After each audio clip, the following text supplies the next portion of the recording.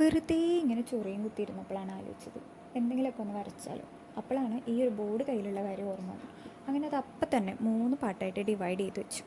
അങ്ങനെ ലാസ്റ്റ് എന്താ വരക്കേണ്ടതെന്ന് തപ്പി തപ്പി മുന്തിരിക്കൊല വരക്കാൻ തീരുമാനിച്ചിട്ട് ഞാൻ പെൻസിൽ കൊണ്ട് ജസ്റ്റ് ഫസ്റ്റ് ഒന്ന് ഔട്ട്ലൈൻ ചെയ്ത് കൊടുത്തു. നമ്മളിന്ന് കളർ പെൻസിൽ വെച്ചിട്ടാണ് ചെയ്യണേ.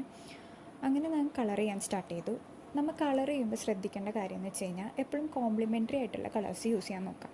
എന്ന് വെച്ചാൽ ഇപ്പോൾ നമുക്ക് ഡാർക്കറായിട്ട് ഏരിയ വേണമെന്നുണ്ടെങ്കിൽ നമ്മൾ ബ്ലാക്ക് യൂസ് ചെയ്യുന്നതിന് പകരം നമുക്ക് ഇതിൻ്റെ കോംപ്ലിമെൻ്ററി ആയിട്ടുള്ള കളേഴ്സ് യൂസ് ചെയ്യാം. അങ്ങനെയാണ് കളർ തിയറി വരുന്നത്.